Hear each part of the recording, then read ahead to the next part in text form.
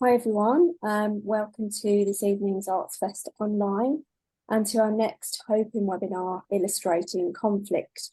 Presentations this evening are from independent art historian Anne Murray and freelance journalist, author and lecturer Anthony Quinn. Chairing the session is Dr. Caroline Archer, co-director for the Centre for Printing History and Culture at Birmingham City University and chairman of the Baskerville Society.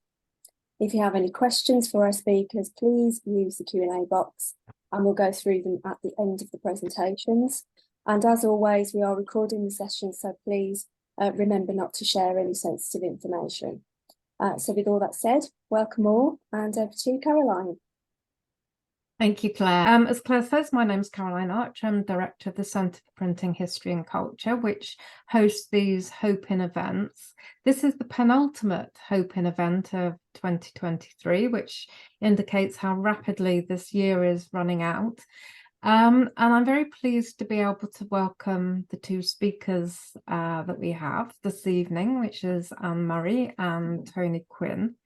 We were to have a third speaker, John.Hinks, who is also the normal convener of these events, but unfortunately John can't be with us tonight as he's unwell.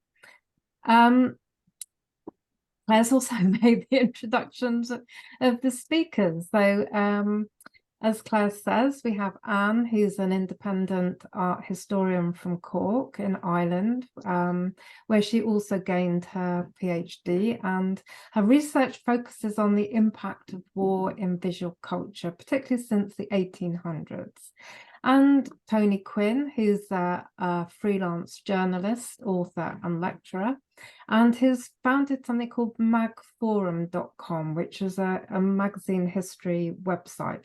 I'll drop the link to that in the chat as we go along. I'm going to stand back now and pass you over to our speakers, and at the end of Tony's talk we will start taking questions, so sit back and enjoy the evening. Over to Anne. Okay, right, so can you see that all right there? Yeah. You can see it? Yeah, everything's okay there. Yeah, brilliant. Okay, so hi everyone, and thanks so much, Caroline, for organising this talk. Anne, I'm not seeing your screen. You're not seeing my screen? No, I don't know if anyone else is. Oh, okay, 1 second there. Second. See, can I undo this? Sorry about that now. Okay, don't worry. Second, I'm not sure why that's happened. Oh, hang on. There we go. Yeah, Yeah, that's that okay? Yeah, perfect. Yeah, excellent. Okay, so 1 second there now. Just have to move things around a little bit here. And okay, so in this presentation I'm going to focus on the graphic work of Käthe Kollwitz, the German artist, and that of some of her contemporaries who were involved in the No More War movement in Germany after the war. I'll begin by explaining the roots of the No More War movement in Germany, and then I look at Kollwitz's beginnings as an anti-war activist, and then look at some key works by Kollwitz and some other artists involved in the movement. So the No More War movement was not a unified group, but many groups who united behind the slogan in the immediate post-war years, and who was at its strongest in the years up to about 1924. Its roots grew out of the continuing political and social unrest in Germany in the post-war years, which included a shattered economy and a violent revolution that lasted well into 1919, but also because of the emergence of what was called the new militarism. Militant organizations such as the Freikorps, so the freebooters literally, and the Stahlhelm, meaning steel helmet, eventually numbered hundreds of thousands and were formed barely a month after the armistice. So these were independent armies made up of former imperial soldiers, anti-communists, and significantly youths, so those who had not fought in the war but who were influenced by the group's refusal to accept the terms of the Versailles Treaty. Public interest in the Freikorps, for example, was expressed by the 250 Freikorps novels and memoirs from the 1920s, which were so popular that editions ran into the hundreds of thousands. So that just tells you how popular their accounts of the war and their experiences were. and these were mainly kind of right-leaning. And so the No More War movement evolved out of a real need to counter the growth of this new militarism as a threat to international peace. An important aspect, or tactic, I should say, sorry, of the Nie Wieder Krieg, or No More War movement. You're going to see Nie Wieder Krieg written a lot, which literally means no more war. So an important tactic of the movement was to counter the threat of this new militarism and the flood of pro-militant visual material by holding peace rallies throughout Germany and publishing a variety of print media that reminded the public and educated the youth on the real cost of warfare. So on the 1st of August 1920, the anniversary of the first day of World War I, the first mass gathering was organised by the Association of War Veterans and numbered about 50,000 people. In 1921 and 1922, there were about 100,000 attendees in Berlin alone, with many other gatherings across Germany. So the photograph here on the left, if you look in the centre, you'll see Nie Wieder Krieg written there on one of the posters. This in the Lustgarten near the Berliner Dome in Berlin in 1922. And this just gives you a sense of how big these gatherings actually were. The image in the centre was a widely distributed postcard produced by the Peace Association of War Veterans, again under the banner of Nie Wieder Krieg, No More War, with an image and a poem that encouraged peace between former belligerents. The poster on the right, with the heading again of No More War, was for a Munich gathering in 1922. And the list of speakers reflects the fact that the various anti-war groups had many international connections with similar groups in other former belligerent nations. So let's look at Käthe Kollwitz. Kollwitz initially believed in the war effort. She was not always a pacifist by any means, and she actually helped her son Peter volunteer for the war because he was still underage in August 1914, against the wishes of her husband. So she helped Peter get his wishes by begging her husband to allow him to volunteer. And of course, she was killed very quickly, very soon in the war. She eventually became disgusted with the promulgation of it and the mass death of youth. And that was, of course, cruelly brought home to her by Peter's death on the 22nd of October, 1914, barely 18 years old. Her work began to appear from then on in wartime publications that showcased artist prints and his mournful tone, which stood out actually quite a lot among the generally neutral, if not jingoistic, imagery that it was surrounded by at the time. So in this magazine here, Die Wachtfeuer, where she repurposed an earlier work to represent the death of civilians, in this case a child, because of the war. This is one of several of her prints that appeared up to the end of the war.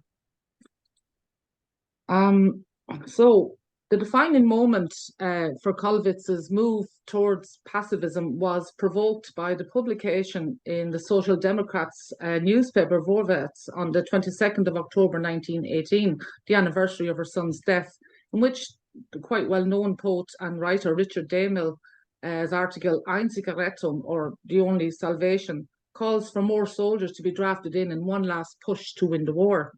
So 6 days later, also in Vorwärts, the 28th of October 1918, Kollwitz responds by condemning Dehmell and ending her article with the words, quite famously, against Richard Dehmell, I asked at the words of an even greater poet, and by this she meant Käthe, to be remembered, seed for the planting must not be ground, or in other words, enough of Germany's youth has already been sacrificed.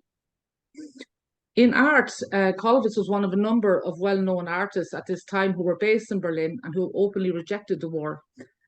These included the Berlin Dadists, some of whom had fought on the battlefield and who had already founded a number of anti-militarist illustrated publications and who launched the Berlin Dada Fair in July 1920. So this fair focused mostly on the impact of industrialized warfare on men's bodies, or satirized politicians or war profiteers. The image on the left here, very famous image by George Grosz, called Fit for Active Service, was illustrated in the magazine Die Pleite edited by Gross and Wieland Herzfelde, and the famous photomontage artist John Hartfield, actually anglicised version of Herzfelde. He was the brother of Wieland. And the image satirized the military doctors who judges a bare skeleton as still fit for fighting. It just shows you like what was going on, and just a regard for life. And the image on the right shows one of the Dada Fair's exhibition rooms, in which you can see Otto Dix's famous painting War Cripples here on the left. The Dadists were not all pacifists, though, it has to be said. They're as directly involved in the No More War movement as Kollwitz or other artists were.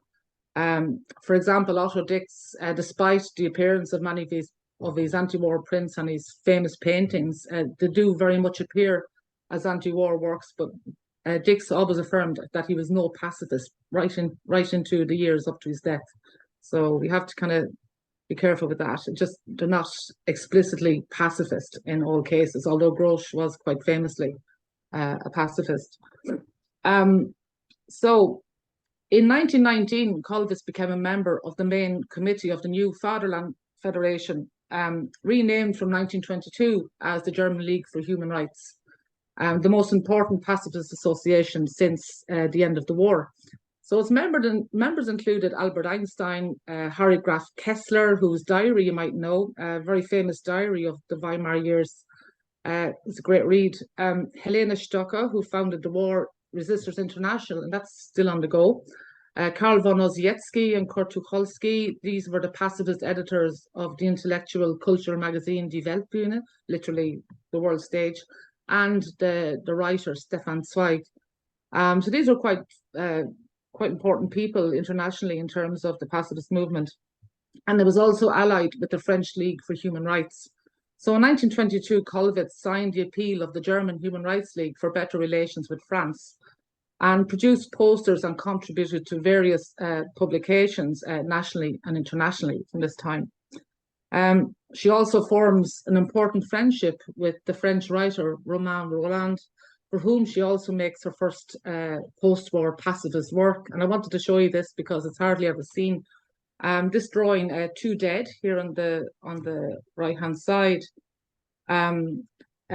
This is all that remains of it. It only survives on the cover of this German edition of Roland's play, The Time Will Come, Die Zeit wird kommen, staged by Erwin Piscator in Berlin in 1922.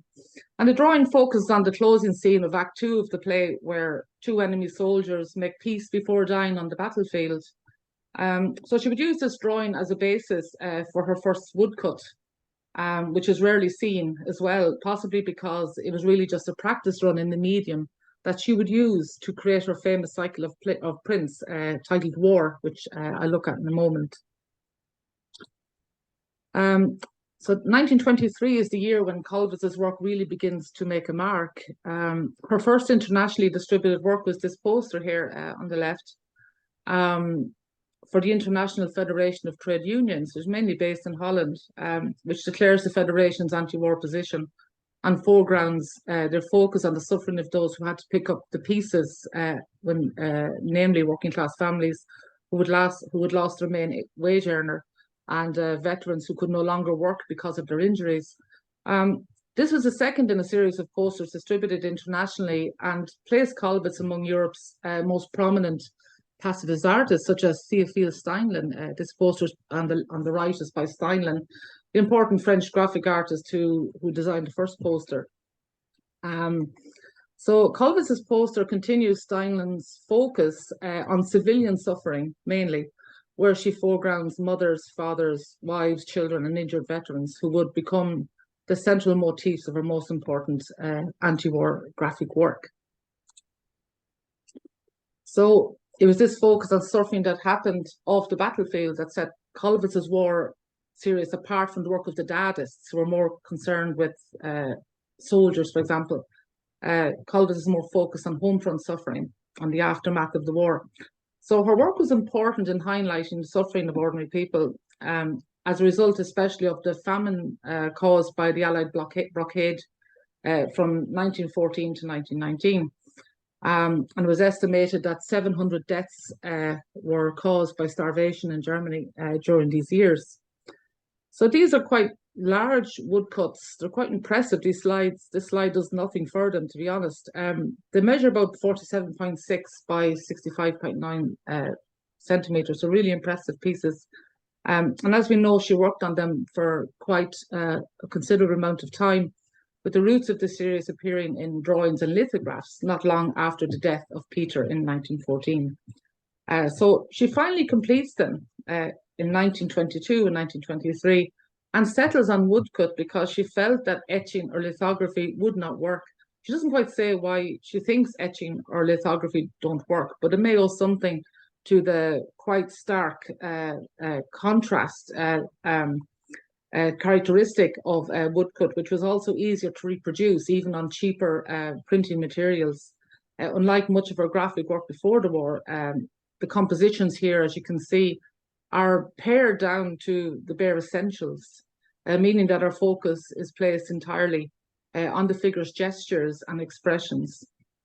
The portfolio 7 woodcuts have a clear order, beginning with this mother sacrificing her child for the war effort here, though portraying the child as an infant and emphasizing her role as mother, sacrificing her child. The second piece, the Volunteers, which is possibly the most famous piece of the 7, is like a modern dance of death, and was a popular theme in German art throughout the centuries. And this one focuses on the soldiers who were caught up in the atmosphere of rushing toward some kind of glorious victory that awaited them on the Western Front. And we can see here Kollwitz's son right next to the figure of death. And he's kind of, this drum here kind of symbolizing perhaps the kind of marching bands that led the soldiers to the railways that would take them to the Western Front. The other young men in the print represent Peter's friends, because they all died together. They all died together in October 1914. So this piece, the next piece, plate 3, is obviously a quite personal one for Kollwitz. It's called The Parents, and obviously reflects on the death of her son. And plate 4, The Widow, this one here. This actually was the frontispiece of the series as well. Shows a young pregnant woman having lost her husband, and she placed her hand protectively on her unborn child, and reflects on the misery of young wives and mothers who are not only bereaved but who struggled in the post-war economy. Plate 5 for me is the most mysterious one, I guess, and it's also titled The Widow, usually identified as The Widow 2, and it shows a dead mother and a child in a pose that suggests that the death was not natural. You can see the way the neck is kind of strained backwards. It looks quite unnatural. Perhaps she doesn't say so much about them really in that sense, but perhaps it reflects on the increased violence after the war, or maybe death caused by the famine conditions among the poorer people. And then in plate 6 we have the mothers. This piece is created as a sculpture as well, as a bronze sculpture, and we see here the mothers clustered around the children protectively, as if to protect them from danger. And the last piece then is called The People, and this shows those left behind to deal with the consequences of the war, such as parents, children, and traumatized veterans. Like this figure here on the right seems to have some kind of trauma. The face seems to be shaking or something like that. So in addition to exhibiting them in Berlin at the Prussian Academy to spread her message, the series was published as both a fine edition of original woodcuts and as a cheap, mass-produced copy, because she wanted to spread her anti-war message as far as possible. She once said about them, "Now I finally have completed a series of woodcuts which to some extent say what I wanted to say. These prints should travel everywhere and should summarize to everyone. This is how it was. That is how we have, that is what we have borne during these unspeakably difficult years." So these are a little graphic, and these are from Friedrich's War Against War book. They're still quite they're quite strong images. Kollwitz also engaged quite closely with Ernst Friedrich. Now, Friedrich opened up the first anti-war museum in Germany, unofficially in 1924 and officially in 1925. And the museum became central to the debate as to how the war should be memorialized. We have to keep in mind that Germany had no official national memorial of World War I, say, unlike the unknown soldier in Britain, for example. And so 1924 was a key year. It was the 10th anniversary of the outbreak of war, and it's often been called the anti-war year in Germany.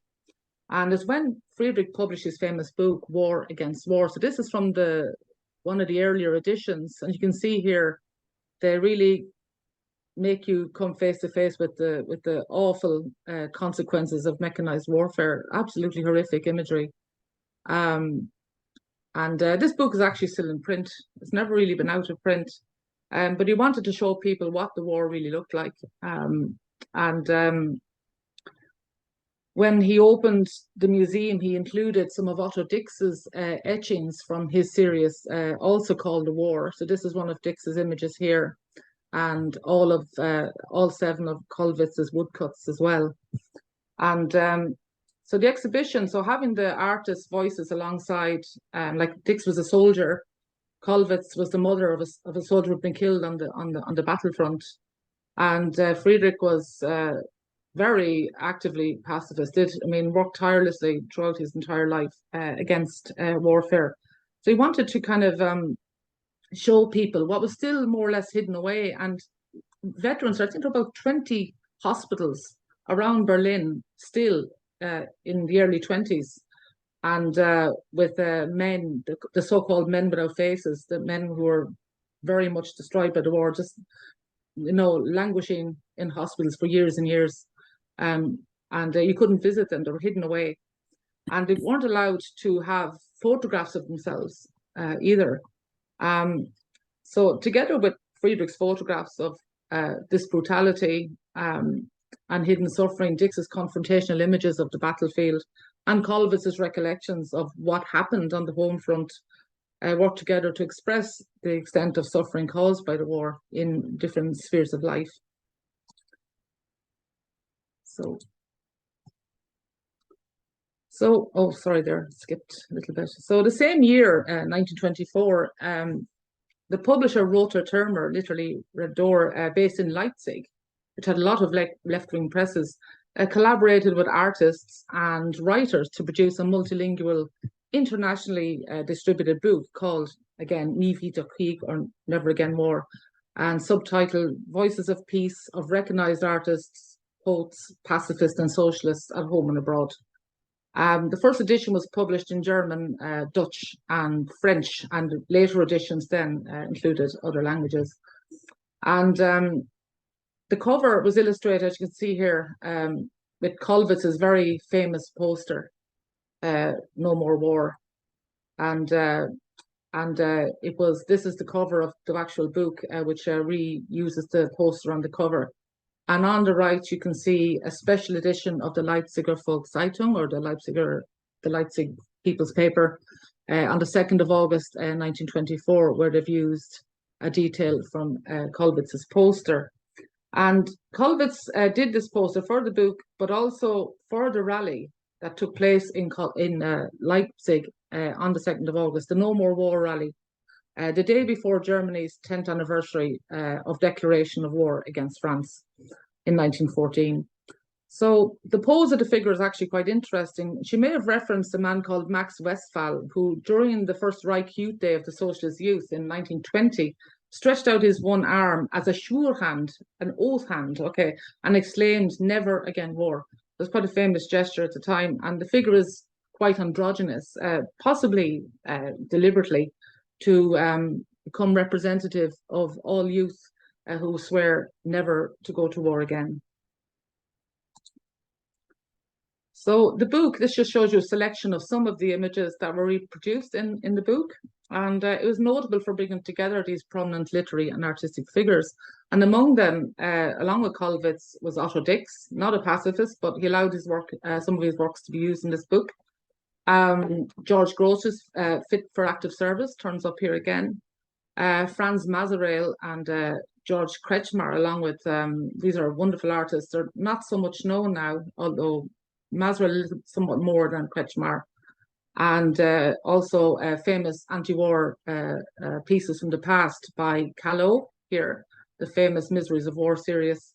Goya, of course, he's Miseries of War as well, and of course Honoré Daumier here. This one's called Peace, an Idol or something like that, I think. Yeah, an Idol.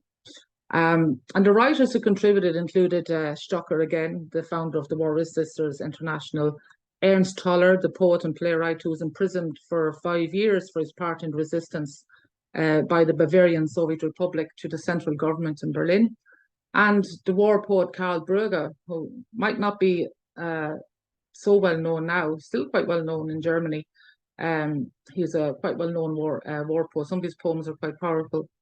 And several of Kollwitz's pieces from a war series was reproduced in the book alongside of Dix's painting The Trench, and the portfolios, his taglios from his portfolios War, and another one called Death and Resurrection, which he produced a little bit earlier. So I'm going to talk a little bit more about George Kretschmar and this artist who produced this work, and Franz Masereel, because they're somewhat less known and just might lend something new to general knowledge on war images. So, okay, so Kretschmar, these are wonderful images. This artist is completely under-researched. I've just discovered that all of his remaining works in print are kept in Dresden, so I'm hoping to see those soon. I cannot believe nobody's actually written anything about him very much, but he was very, very prolific during the 1920s. He served on the Western Front of World War I as well as a soldier. And his work appeared in a lot of prominent magazines, both in Leipzig and nationally. And it always condemned the war. Very, very powerful symbolic or representational images. These are both obviously symbolic pieces. So the piece on the left is based on a woodcut and is one of Kretschmar's numerous pieces for Der Wahre Jakob. This is the Social Democrats, this is the ruling party now, their magazine. And the piece is titled War in Peace, and it references the continuing civil unrest in Germany for several years after the war ended. Even although it's the funny thing about it, I guess, is that Social Democrats never really managed to do much about this unrest. They didn't prove themselves to be very effective in that regard. The other piece there on the right, it's a pen and ink piece, appeared in the book No More War in 1924, and in the newspaper that was published on the 2nd of August 1924. And we see this huge skeletal figure of death carrying human heads as trophies, and who threatens the piece below. I think these are incredibly powerful. I just find it amazing that no one's quite looked at these yet in so many years. This is another piece by Kretschmar, which I think is very interesting. And these appeared in both the newspaper and the book. And so it's called The Trench as well, like Otto Dix's more famous piece. And the composition is not unlike Dix's, I would say. You know, it shows the aftermath of a bombardment. Although Kretschmar's graphic version, obviously, well, arguably anyway, works much better than Dix's here. In that the small scale of the drawing and use of just black and white with a fewer tonal variations reproduces much better in book form than Dix's, which much of the detail is completely lost. So you can see here how much more effective it is. And the other artist I want to look at is Franz Masereel. Masereel is absolutely incredible artist, absolutely incredible. I just, you know, so prolific, and one of the first artists to produce graphic novels. Hugely prolific, from Belgium. And two pieces by Masereel appeared in the No More War book. And Masereel had lived in France and Switzerland during the war. But after the war, he could not return to his native Belgium anymore because as a pacifist, he had refused to fight in the war. So he could never go back, or he would have been arrested and whatever. So he was a close friend of George Gross, who visited him as well. in Switzerland, and the writer Stefan Zweig, both of whom deeply admired Mazerel's commitment to the pacifist movement. As I say, Mazerel was extremely prolific, and so along with graphic novels and illustrations for several illustrated publications, including the Geneva-based newspaper Le Feuille here, I think he created an anti-war drawing for almost every day for 3 years, for almost full 3 years between 1917 and 1920. It's quite a remarkable body of work. This woodcut in the center was the one that appeared also in the No More War book. It's called This Is Not a Dream. It was first published in Le Feuille in 1917 and is a reference to the huge death toll in the war that year. And again, it shows how economical but effective he could be in the woodcut medium, like Kollwitz. At the bottom here, in the 1920 reproduction of it and in the No More War book, you can see it includes a quote from the Nobel Peace Prize winner Léon Bourgeois, and it's an excerpt from his speech to the League of Nations that year, and it says, "The fallen have fallen to prevent a despicable war from starting again. We are not peace enthusiasts, but peace defenders." The other piece here on the right, this is taken from a series of woodcuts called The Dead Speak. It's a very bleakly sarcastic image of 2 dead soldiers reflecting on the war happening all around them. I haven't been able to find out an awful lot more about these works. Mazerel doesn't seem to have commented too much on them, but that's characteristic of his work as well, because in the novels, they're very rarely accompanied by text. They're simply just images, a series of images, almost like silent novels. So what I would say is that by 1924, the end of 1924, this marks a kind of a turning point in the No More War movement. It begins to wane because, for several factors, I guess, the Ruhr was reoccupied in 1923 by France and Britain, and there was so much unrest in that region, which eventually spread around the country, certain parts of Germany, that the No More War meetings had to move indoors because they felt they would be attacked or abused. And also, the Treaty of Locarno in 1925 provided Germany with somewhat more stability. So maybe people didn't feel such a need anymore to protest the conditions of the war. But artists and other creatives continued their activism, with Kollwitz continuing to be among the most active of all, right up until the Nazis put an end to their work. So this is my last slide now, so I hope I haven't been going too quickly towards these. I was worried I wouldn't finish. But one of her last acts before the national elections on the 31st of July, 1932, and this is quite depressing, really, to think about it. She joined with Heinrich Mann, the writer, and Albert Einstein, and about 30 other public figures to appeal for the KPD, the German Communist Party, and the Social Democrats to get together to thwart the majority of the Nazis in government, to keep them out of power, basically, because they feared about what they would do. They knew they were warmongering. They knew what would happen, probably the sense of what was going to happen. But obviously that, we know what happened in the end. But the appeal was only published in the International Socialist Fighting League, by the International Socialist Fighting League, in one newspaper called Der Funke, which means the spark, along with some posters that were put up around Berlin. So it didn't really work out. But even in 1933, February 12th, 1933, 2 weeks after Hitler's appointment as Reich Chancellor, another text appeared, a similar text, urging the other parties to unite against the Nazis. And this was signed by Kollwitz and Mann and other cultural figures.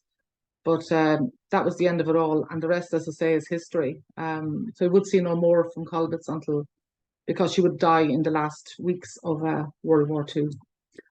Okay, so that's it. I hope that was okay. So I'll stop sharing and hand over to Anthony. Okay. Right. Thank you, Anne. I shall now share my screen.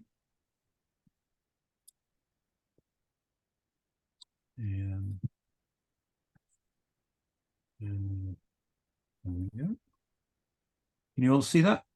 Yeah. Yeah, looks good. Jolly good. Okay, my talk is mainly based around illustration and magazines. I cover the period from, well, the image on the top left here is from 1855 through to the end of the First World War. And the title for the talk was prompted by a quote from a book that was published in 1917, The Streets of Ink, which quotes the proprietor of this magazine here, London Opinion, which is a sort of, I suppose you can regard as a cheap version of Punch, is how I'd summarize it. And this is a quote in the book. "I should have thought a cataclysm, such as that which started in August 1914, would have killed any such journal as London Opinion. Circulation slumped horribly in the first few weeks of the war, and advertising dropped alarmingly." So that was his view of what was happening. And the rest of the talk is really going to discuss what happened. Now, when war broke out, within a month of the war breaking out, we had Alfred Leet's famous cover for the same magazine, London Opinion, the Kitchener image, "Your Country Needs You." And the artists like Leet and Bert Thomas, who also contributed to London Opinion, they both became ultra nationalistic and supporters of the war and so on. They both joined the Artists' Rifles, for example, and saw time on the Western Front. And the other magazine shown on this page, it's the top half of the front covers, the titles of the Bystander magazine. And this was quite a posh weekly society magazine. And you can see in the top one, which is from 1911, a typical masthead showed 3 or 4 of the richer population with their beads and in their evening suits and so on, reading a copy of the Bystander. And when war broke out, people wrote in to the magazine to complain that the front cover of the magazine wasn't reflecting the war. And so they changed the mastheads to include a soldier or several soldiers in uniform. And this particular one from early in 1915 shows the chap who's home from the Western Front. He's surrounded by these 3 women who are diligently listening to him. Notice their faces, though, they're very pensive. They're not like the other 3 women on the upper one who are looking very happy and jolly and probably had a couple of glasses of champagne. And the other thing, in the background, you can see 2 gents who are in their evening dress, who are definitely there out of the equation. And this was a very common visual image at the time of basically, if you weren't in uniform, you were ignored. You were not part of what was really happening. And there were lots of illustrations around, including from Alfred Leet as well, showing similar imagery. Now, the same thing happened on other magazines. So this is on the left here, we can see a front cover of John Bull magazine, which is probably the best-selling magazine of the era, claiming a sale of about 2 million copies a week during the war. And it shows, but this particular issue is from 1913, so a year, virtually exactly a year before the war began. And it shows John Bull as a country squire with his top hat and his riding boots, with his faithful dog, his bulldog, alongside him. And that same year, John Bull magazine issued this not a postcard, a Christmas card. And it shows there's John Bull as Father Christmas with his glass of wine, raising a cheer and so on. A year later, things change. And if we look at the cover on the left, we've got John Bull, not as a squire anymore, but dressed up in a uniform which is cobbled together from bits of an army uniform and a sailor's uniform. So he's got his army boots on and his puttees, and he's got his sidearm. But then he's wearing the top half is very much a sailor's uniform with the HMS Victory cap. And then Father Christmas is now part of the people cheering him on. And the people behind are all soldiers from the other nations of the Empire and the Commonwealth, other nations. So you've got an Italian guy in the front there, a Frenchman, you've got a Russian, a Canadian, an Indian, someone from Africa, and so on. And you can even see that the bulldog has become much more aggressive. He's almost got that sort of Chichilian sort of jaw on him down below. But in terms of Springfield, as I say, he feels very unhappy about what's happening. But if we look back to 1855, this is the cover from England's Battles by Sea and Land. And this came out during the Crimean War. And you can see there's a subtitle to this publication, including the present expedition against Russian aggression in the East, I say, i.e. the Crimea. And these magazines, and again, the one on the right, the United Service magazine, very much aimed at people in the military. They would carry one illustration on the front cover, and that was basically it. In the case of England's battles, it did have a centre spread, which was a map of the Crimea, which had been hand-coloured to show the borders of the various areas involved. But I'd say very, very little illustration. And as you can see from the image on the left, quite crude illustration as well, because these are wood engravings. And the art of these wood engravings is still quite crude in the mainstream press. The Illustrated London News and Punch had been founded in about 1842, and so things were still developing. Now, this cover is not from England's battles by sea and land, but from British battles on land and sea. And so Cassell, which is a book publisher which is still around to this day, but at this particular time they were more a magazine publisher and a part work publisher than a book publisher. But they pick up on this idea and they put their publication out, and it's obviously covering very much the same ground, but they've got their big difference was the fact that now there's a lot of illustration, and a typical issue of this carried a dozen illustrations, some of them whole page engravings, and then smaller images showing portraits of the people involved and so on. So you've had this massive increase from one internal illustration to a dozen internal illustrations. Now this magazine is from a recently launched magazine in 1900. So this is number 3. And here you can see the selling point is photography. Now, the earliest halftone I've been able to identify in a magazine is in a copy of the Graphic in 1885. And so this magazine is published 15 years after that. And halftones spread very, very quickly through the magazine industry. And you had wars going on in Africa and Afghanistan during this time. And news about these wars really drove sales for the Illustrated Weekly magazines. The Illustrated London News, of course, but also the Graphic, the Sphere, which was very much launched because of the Boer Wars. Its selling point was its coverage of international news, and particularly the Boer Wars, which basically covered this period from round about 1892 to 1902. And so War Pictures was founded, as I say, typically of the magazines of this period.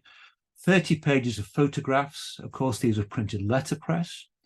And they had 50 photographers and artists in South Africa sending back their work. And it was telling the story of the war in brief. But the problem with the pictures, of course, they were very, very static. You couldn't really take a photograph of anything that moved. So if you wanted to portray movement, you had to return to illustration. And hence the front cover here by Lawson Wood, who had become a very famous illustrator in the 1920s for his humorous dinosaurs and monkeys. But as I say, we've got this, one of the Boers being shot, I say very much a sort of action picture, which you could never have photographed at the time.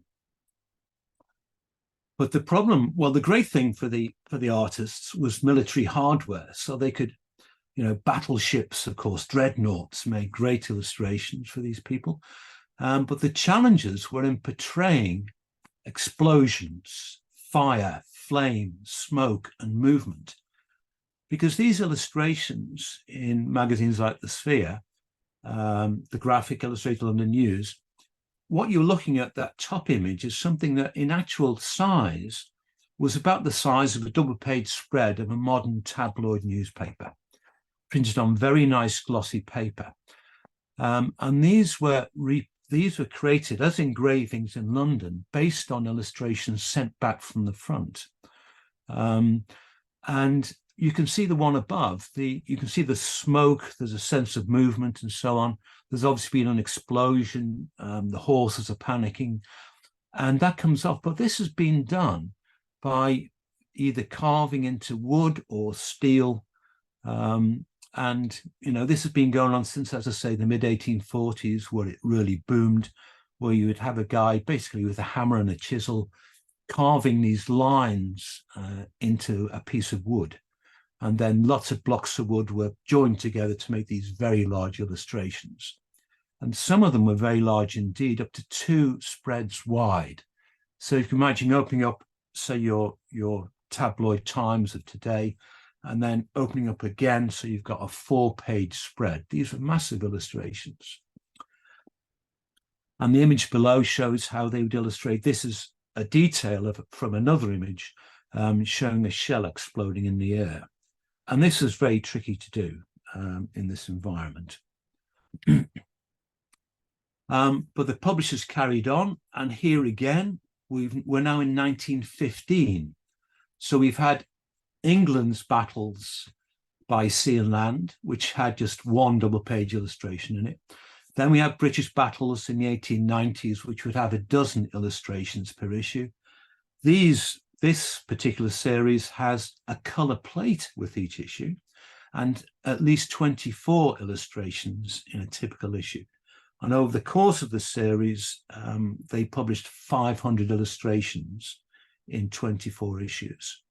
So you can see how important illustrations have become, and also how the quality of illustration has improved over the time.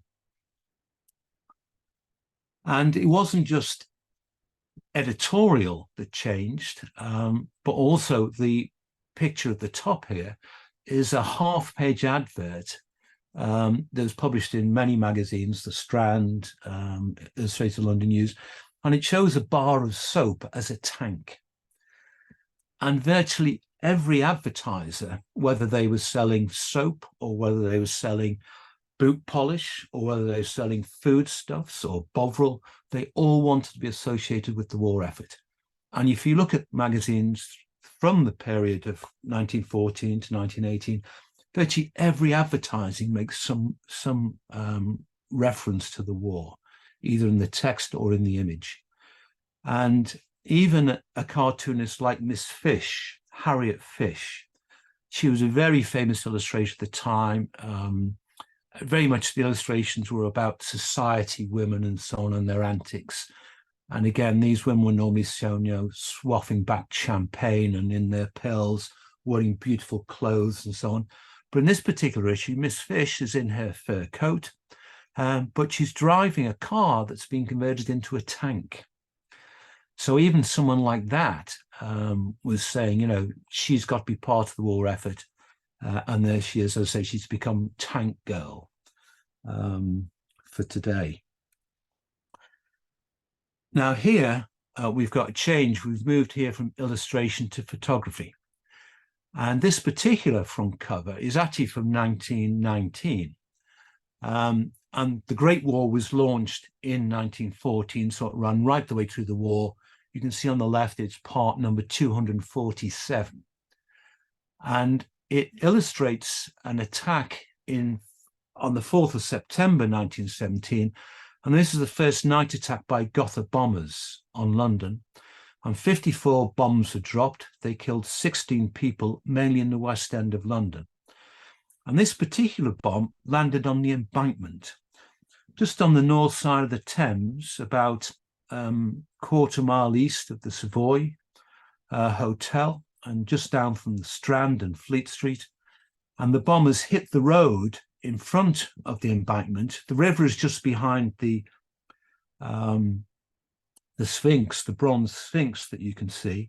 And there were two sphinxes, and they were mounted on the river wall alongside Cleopatra's Needle, the Egyptian obelisk that had been transported 100 years before from France as a war trophy, basically, after the Napoleonic Wars. So the bomb lands in the roadway, and you can see the size of the hole in the road, and below that you can see electric cabling and also a sewer pipe that's been damaged, because these were buried underground under the embankment. And the blast also demolished the tram and killed 2 people in the tram and also the driver of the tram. And this image, it's the first image I've been able to see from the period of an official photograph. It was taken by a Home Office photographer. And inside the issue, the image is used again, and also a secondary image, which I'll come on to in a moment. But as I say, these were official war photographs. Crown copyright was reserved in their publication, and the Imperial War Museum holds the collection of these 54, which are glass photographs, in its Home Office First World War air raid damage collection. Now, this image is also this is the front cover of the New Illustrated magazine, and this had been called The War Illustrated, but it changed its name after the war, because basically its raison d'etre, the war, was now, the war had ended, and so it changed its name to carry on as a weekly publication. And this particular issue was the first issue where they switched to photogravure for the covers and for large parts of the magazine. And it shows the view looking southwards and southwards and west, from the embankment across the embankment, and you can see Cleopatra's Needle there, and you can see the shadow of the 2 sphinxes on either side, and in the background in the distance you've got the Houses of Parliament, and you can see the clock on the Big Ben Tower there on the right hand side as well. And also notice there's a tram, and the tram is right in front of that hole in the road that was blown up by the Gotha bomber 2 years before. And at the time, there was a big debate going on in the London Council as to how to repair the damage to the Sphinx in particular. And they decided to leave the scars in place and instead just mount a plaque on the Sphinx, which is there to this day. And if you visit the site, you can see the holes in the bronze Sphinx, and again the pock marking from the shrapnel in the base, the granite base of the actual Sphinx itself. And this particular issue, as I say, photogravure had been used in a limited way throughout the war by a lot of these publications. So a typical 32-page magazine might have a 4 or 8-page section of gravure. But the New Illustrated, the editor wrote, "All good things are expensive, and in printing there is nothing quite so costly as the photogravure process, because of course you're having to make these very large copper plates." And the photogravure process, which the New Illustrator is introducing for the first time to popular British journalism. And the magazine was paginated, so the center 20 pages were the gravure section. It could be lifted out and then bound into separate volumes. And why was the Needle bombed? And this other magazine from 1914 perhaps gives a clue, because the British, and this is just a month into the war, of course, September 1914, and the British mounted searchlights across London and to defend strategic sites. And there was a searchlight that was mounted just across the road from where the Needle was. And of course, these things would have made very obvious targets for the German bombers. And there's been no reference to that in the publications about the damage and so on. But as I say, I think we can see that this is a very possible reason why the bombing was cited in this particular area. And the other picture I referred to, the other Home Office picture, this is of the bombing in Covent Garden on Longacre of the Oddham's print works. Now, Oddham's printed both John Bull magazine and London Opinion magazine. And you can see in the bottom right-hand side, there are 4 men standing in what was the basement. You can see a ladder in the very right-hand bottom corner coming up out of the basement. And on the left at the bottom is the remains of a printing machine. You can see the mechanism of the machine.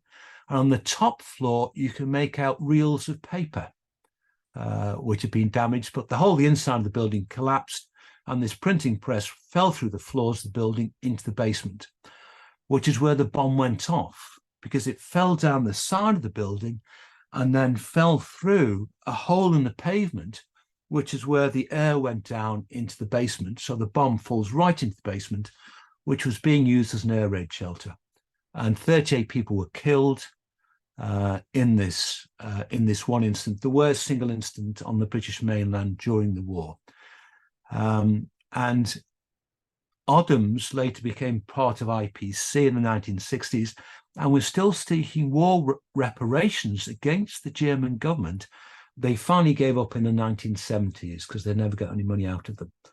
But as I say, that particular site now is a block of flats on it, and there is a Oddham's Walk is the only reference you'll see to that.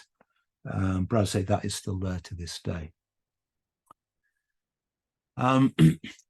Now, there were lots of magazines launched. At least 12 war-related magazines were launched between 1914 and 1916.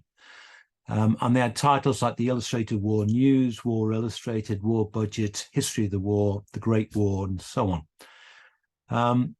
And the editors sought content from people fighting on the front or in the fleets. And they were after photographs, articles, and illustrations. And this particular cover on the right shows a copy of Blighty magazine. Now, Blighty was a magazine that was launched. It was an official magazine. It was people like Churchill and so on were behind this. And it was a free magazine that was sent to the troops at the front and also to the people who were on the ships as well. And this particular cover was a special issue that was sold back in Britain for £1, which is quite an expensive magazine at the time. And the money raised was used to pay for the publication of this magazine that was, as I say, free to the troops. But if you notice in the bottom right-hand corner, the illustration is by Arthur Ferrier, who became a very famous artist in the 1940s and 50s. But it's based on a sketch that was sent into the magazine by a sapper, a Royal Engineer on the Western Front, whose name was F.W. Popson. So he'd sent in an illustration, a sketch, and it shows the soldier dreaming of his sweetheart back at home and so on as a sort of ghostly presence. And around him, it's just all devastation. So the sapper had drawn this sketch, and then it was worked up into this color illustration for the cover by Arthur Ferrier. And some of these illustrators on the Western Front became household names. And the most famous of them was Bruce Bairnsfather. And he was a captain on the Western Front who was injured in 1915, came back to London to recuperate. And while he was there, he did some illustrations and sent them into the Bystander magazine. And they started publishing them in 1915. And this is his most famous one, with the caption, "Well, if you knows of a better 'ole, go to it." And it shows his main character, Old Bill, which some people claim is where we get the nickname for the police from. The Bill comes from Old Bill because he had this big walrus moustache. And when these guys were demobbed at the end of the war, a lot of them became policemen. And so people recognized his characters from the Old Bill cartoons, and hence the nickname for policeman in the 1920s, Old Bill. And obviously today we have the Bill, the TV series, so that these things live on. And Old Bill himself was used in plays, books, films, musical and comic strips, both in London and in the US, very, very popular in the US. And he's reproduced on merchandise. There was an old bill, Madame Tussauds Waxworks. And there's an omnibus which took troops to and from the Western Front in the First World War, which is in the Imperial War Museum in London. And that's got an Old Bill mascot on the front of it. And as I say, it's there. You can see it to this day. And also, Old Bill is still referenced by cartoonists pretty regularly. And this one down below shows Donald Trump, who's got into a problem with his Afghanistan strategy back in 2017. And this is from the Times. It was the main political cartoon of the Times. And again, he just reproduces the caption, well, if you knows of a better owl, then go to it. The Army had Bruce Bairnsfather, a captain in the Army. The Navy had the Lieutenant Edward Gerald Oakley. And he'd actually been sending sketches and cartoons into the Bystander since 1908, as well as the Tatler. And when the war started, the war budget as well. And he was hailed by the Daily Sketch, the daily newspaper, with this quote, which is the headline of the page, as Bairnsfather is to the Army, so Butler is to the Navy.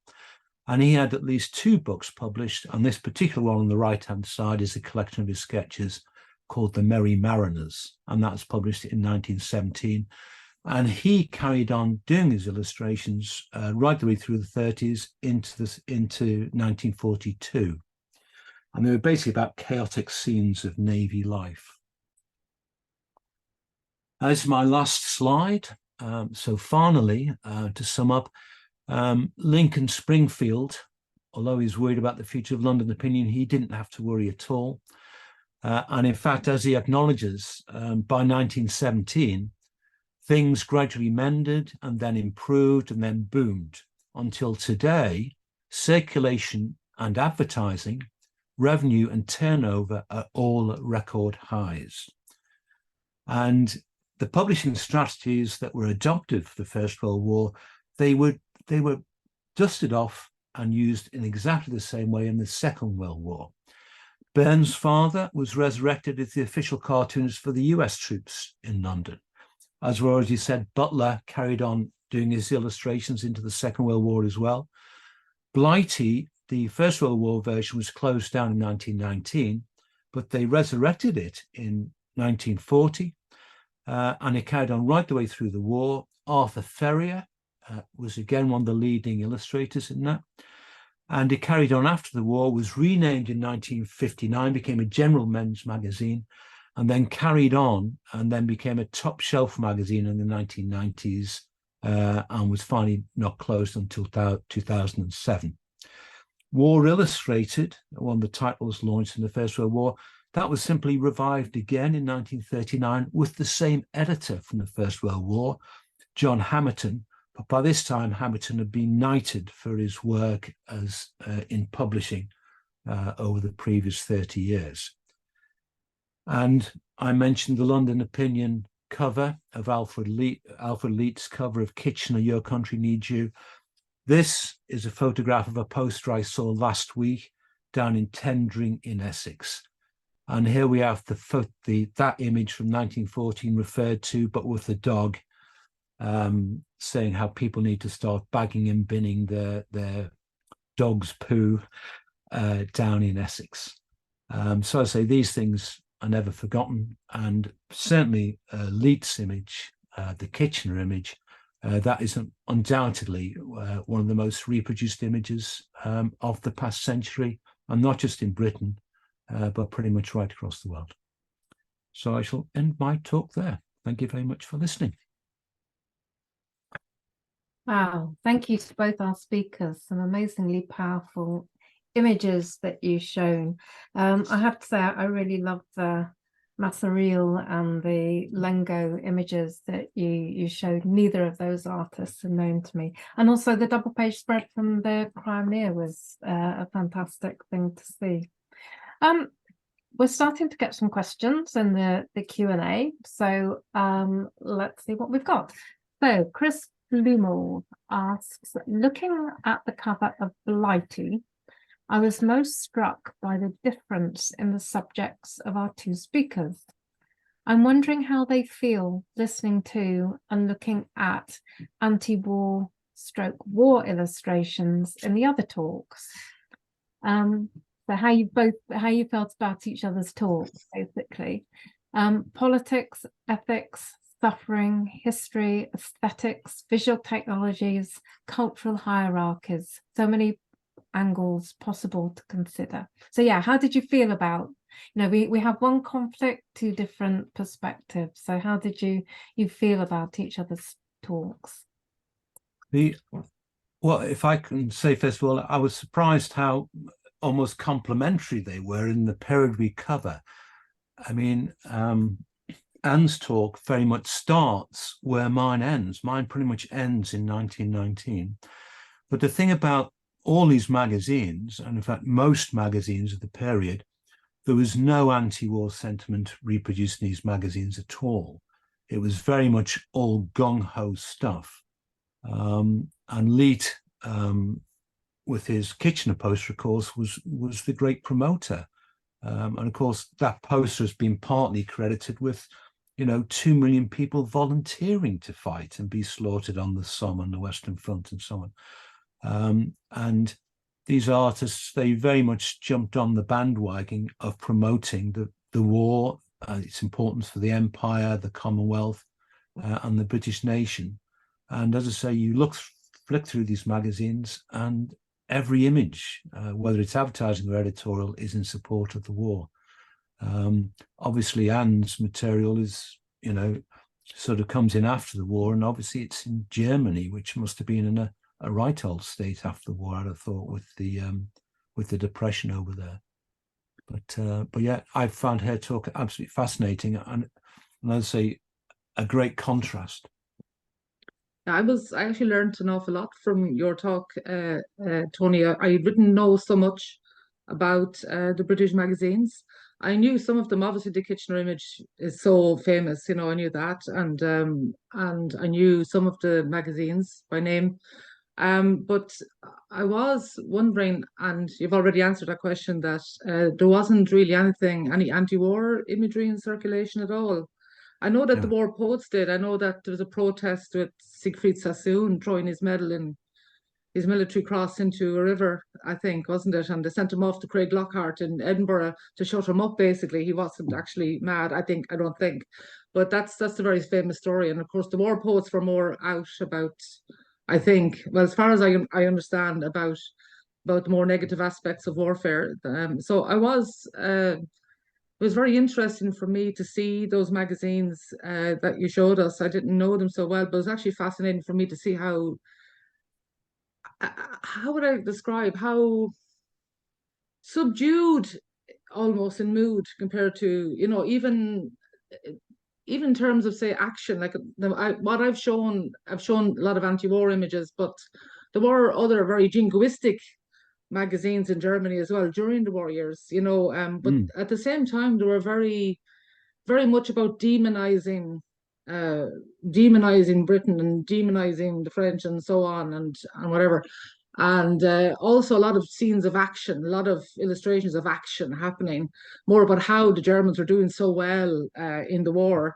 Whereas it seems a lot more prevalent in the war magazines in Britain, that they showed a lot of imagery of the home front and built it into advertising. I love the one of the soap. That was gas. I love that. And your woman, what was her name in the tank? In the tank, her car turned into a tank. Oh yes, that was Miss Fish, Harriet Fish. Yeah, it's wonderful. Yeah, it's amazing. And I was aware of some other advertising as well.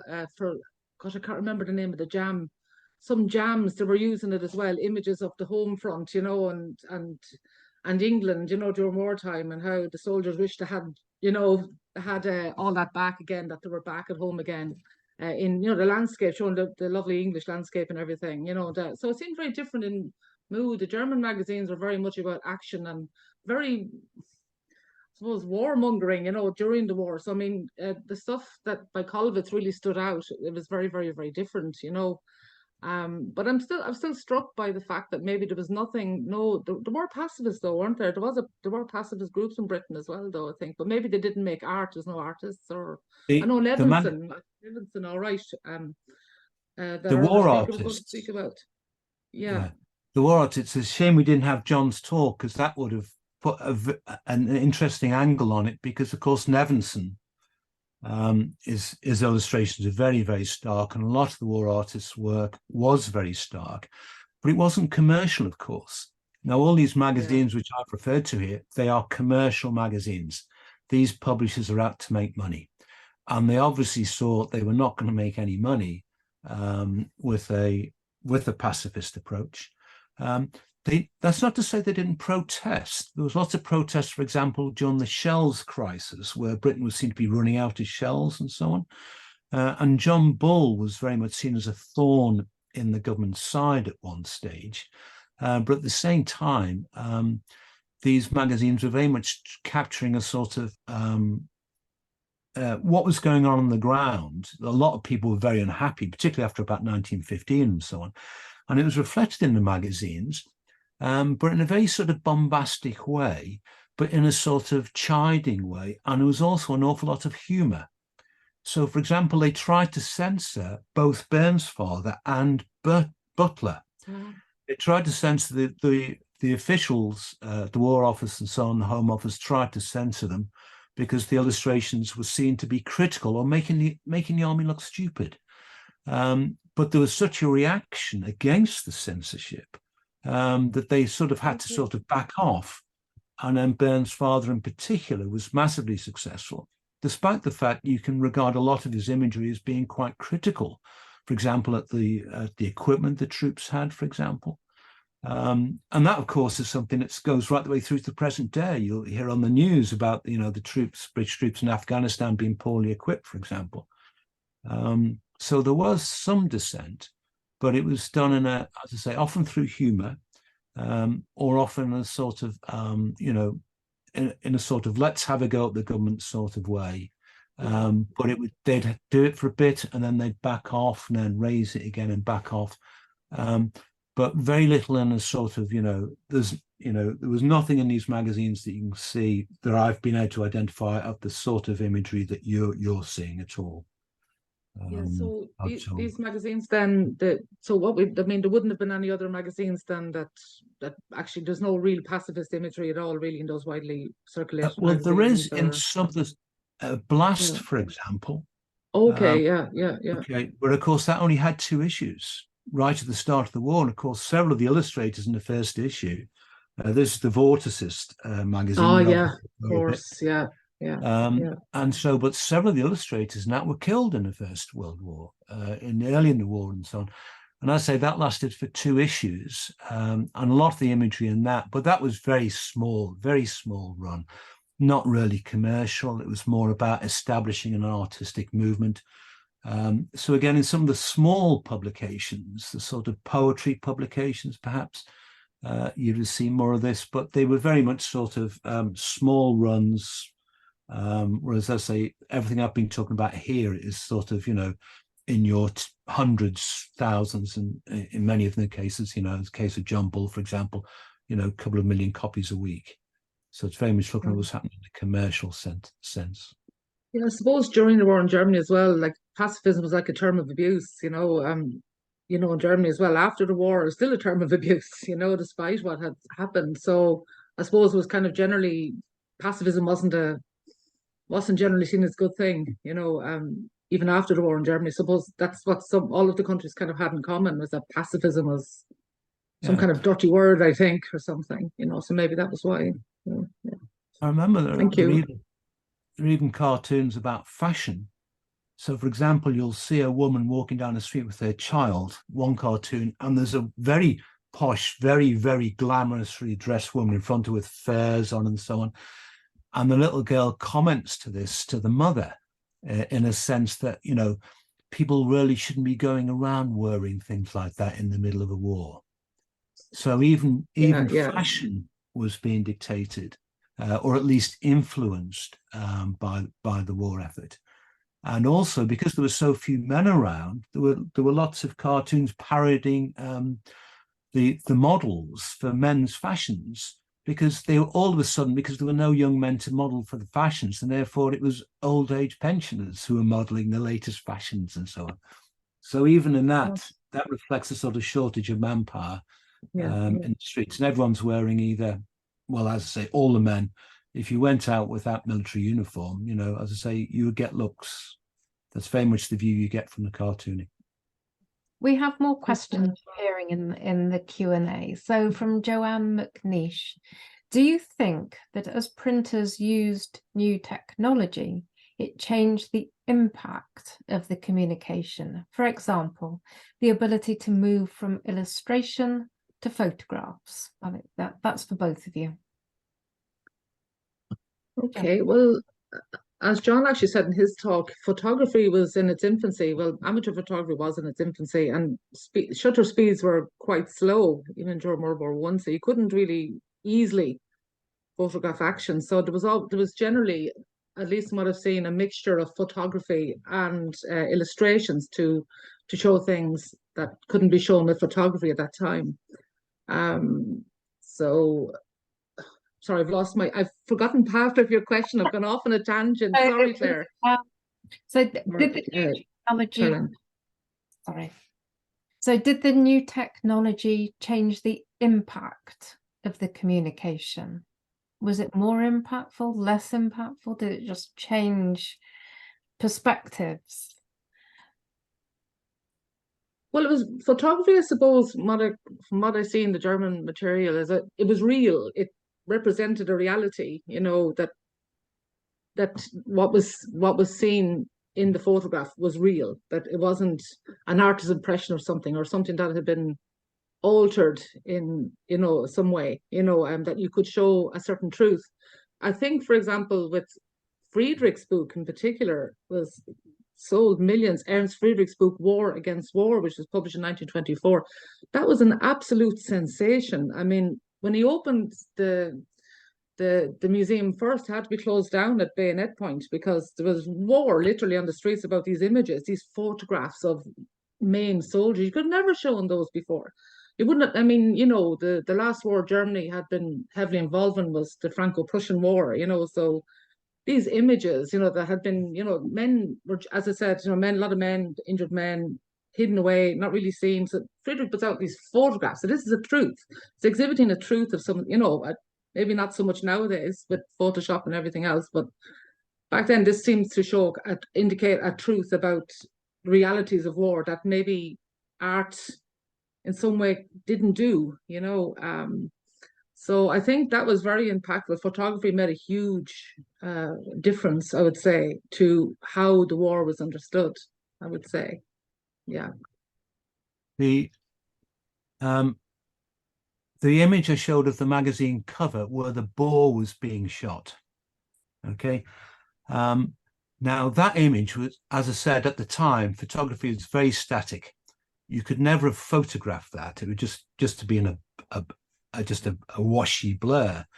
But that image, of course, did become an image in 1936 with the very famous Robert Capa image taken during the Spanish Civil War of, I can't remember which side it was and so on, but the guy being shot in the head and falling back holding his rifle.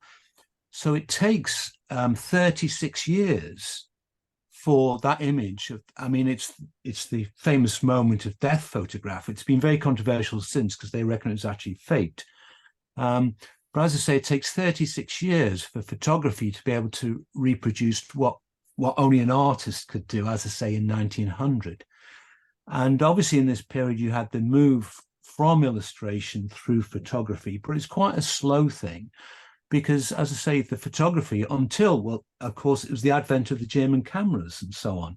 In the 1920s, the 35mm cameras, which were highly portable with fast films, that started to make this sort of photography possible. But in the period, certainly that I'm talking about, photography couldn't do it.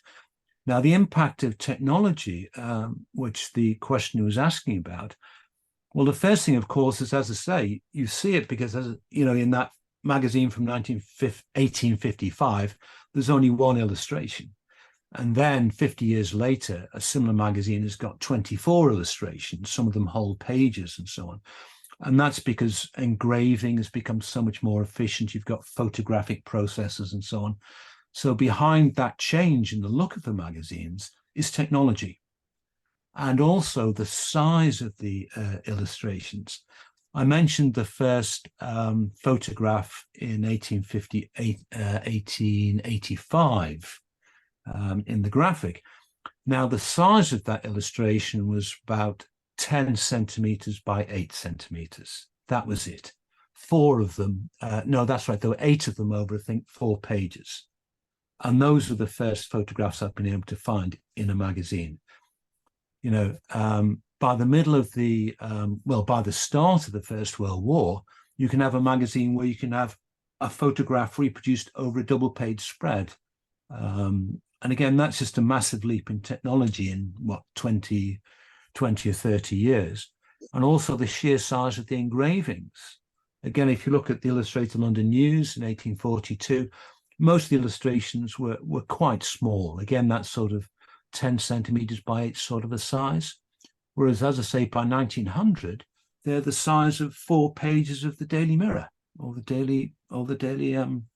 your Daily Times newspaper. So behind all of this, and again, the impact of those illustrations across 4 pages, I mean, it must have been absolutely incredible. I mean, you know, it's widescreen TV in print in 1900.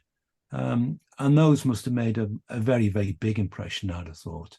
A real sort of wow factor the first time you saw something like that. And I know that there was a diorama of Paris produced that was the size of something like 48 tabloid pages as a wood engraving. I think it's done about 1880 and so on. These things were enormous. And again, they must have really had a real wow factor in the same way as, you know, widespread colour printing in the 1930s did as well. Picking up on that, there's a question from Elaine Jackson, which is actually something I was going to ask as well. So with Elaine's permission, I'll kind of roll my question and hers together. So were those very large sort of double page spreads simply, you know, the bigger the image, the bigger the impact?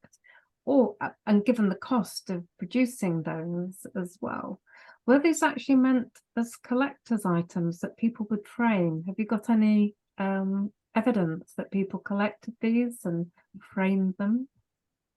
I can immediately say yes. I went on holiday to Dorset a few years ago, and I was staying in this lovely old cottage down there, and on the wall was a framed print from the Illustrated London News. It was called The Empty Chair, and it marked the death of Charles Dickens.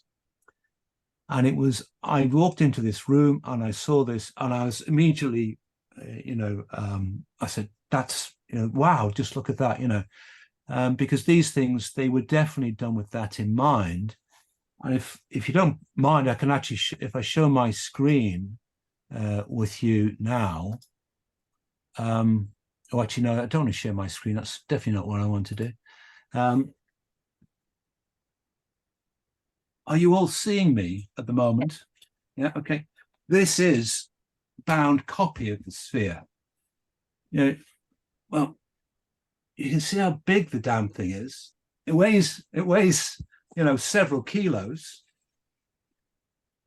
And I shall have to do a bit of weightlifting to oh wow, it's amazing. So this is a double page spread. Incredible. These things keep on moving around. And this is from 1900, and people undoubtedly cut these out because they're printed on lovely paper. It's very nice glossy paper. There's no browning on this and so on. And so they undoubtedly cut these things out and put them in frames and stuck them on their walls. And even this is an expensive magazine, the Sphere, but even the penny weeklies were doing things like that. And again, I've seen on eBay, for example, many framed illustrations from the penny magazines, particularly the early color work, the likes of the Million magazine, for example. And you'll see them on eBay. And of course, the most famous one, of course, is Vanity Fair, with the illustrations of famous men of the day. I mean, how many pubs and restaurants have you been into where you've seen those framed and used for prints on the walls? And, you know, I mean, I've seen them in restaurants on the Strand, for example, and framed on the walls of the Savoy Hotel in London. So yes, they were definitely collector's items. And if you've got the some of the Vanity Fair prints, they're actually quite valuable, particularly the early ones by Pellegrino, the Italian artist, who very much introduced the idea of caricatura. The caricature, he very much introduced that to the English idiom. Thank you. We're very close to 6:30 and our finishing time, and there are no more questions and answers in the Q&A box. I will start to bring proceedings to a close. So first of all, thank you so much to Anne and to Tony for your fantastic talks. It was a real privilege to listen to them, and I'm sure the audience equally enjoyed. Our next HoPIN event is completely different tone, which is Illustrating Festival. It'll be in December. I think it's the 17th of December. I'm sure John Hinks will email all members of HoPIN with details of that event. And I hope to see you all again. Tony certainly will be talking at that event as well. So thank you very much to everyone and have a good evening. Thank you. Thank you. Bye. Really enjoyed it.